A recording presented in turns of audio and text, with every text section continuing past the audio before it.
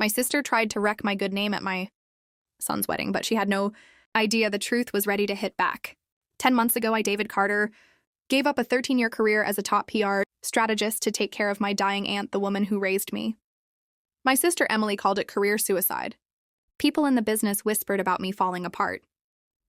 But when your aunt has only a few weeks left to live, titles lose their meaning quickly. What I never expected was Emily's attempt to shame me at my son's wedding, in front of 115 guests, including her own CEO, who had been my mentor years ago. When she took the microphone to call me a washed-up loser she didn't realize, the most powerful person in the room knew my real worth. It all started 10 months before my son Ethan's wedding. I was in my Boulder office writing my resignation letter. The mountains sparkled outside of view. I earned from years of 80-hour work weeks and missed birthdays. My assistant flagged a crisis with a major tech company. But that morning, I had found out Aunt Marie had terminal lung cancer. 6 weeks, maybe less. I quit by lunch. 13 years and multi-million-dollar budgets. Campaigns that delivered huge results gone. My name used to open doors to exclusive events. But none of that mattered when Marie forgot my face. Emily jumped on the chance to attack me. "You're just throwing it all away," she sneered at Marie's apartment, where I was learning how to use her oxygen tank from online videos. From PR king to nobody, she showed off her new designer bag, a benefit of her promotion, to HR manager at Summit Innovations.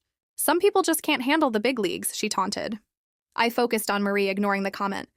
Emily's visits were short, just long enough for an Instagram post. Family first, she'd write before rushing off to urgent meetings. Rumors spread fast. Coworkers texted me asking about my meltdown. My LinkedIn went quiet. Invitations to industry events stopped coming. But Marie's weak "You're here, David," as I adjusted her blanket, made it all worth it, even if I had become a ghost in my old world. Emily's attacks got worse as Ethan's wedding approached. At family dinners, she would smirk. "David's on a career break," she would say, her voice dripping with pity.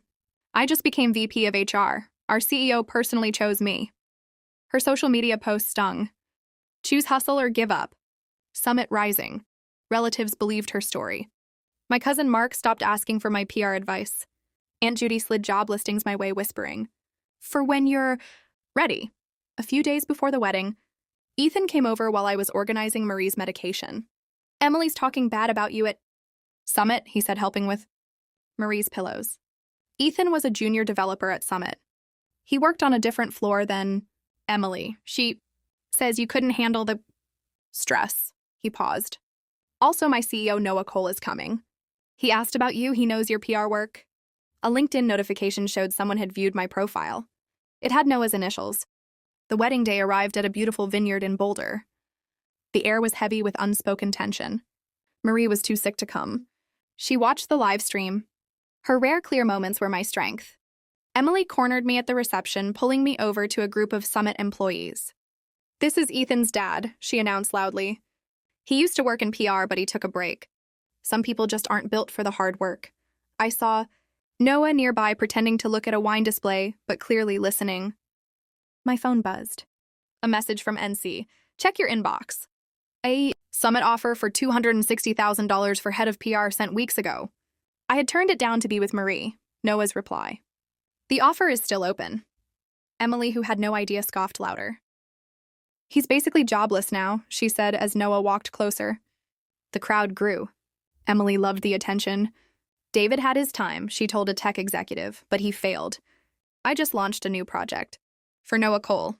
He sees me as Summit's future." Noah's jaw tightened. My phone pinged.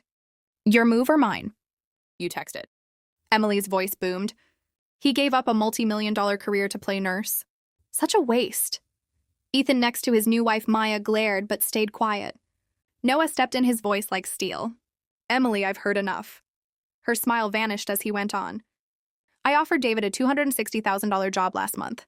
He turned it down for his aunt. That's not a failure, it's courage."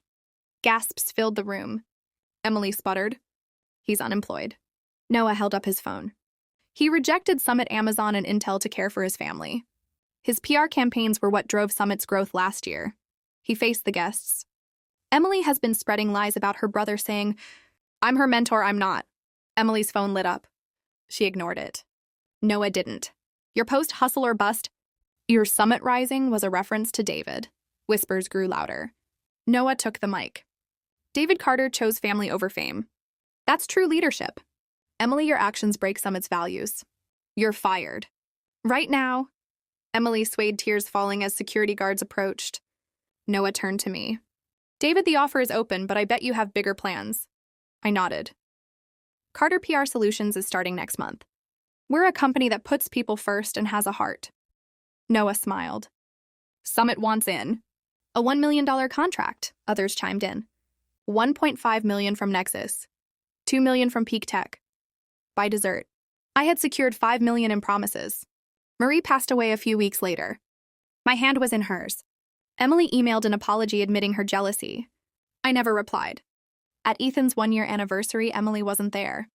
Carter PR now employs 20 remote caregivers and makes over $15 million a year, redefining PR with heart.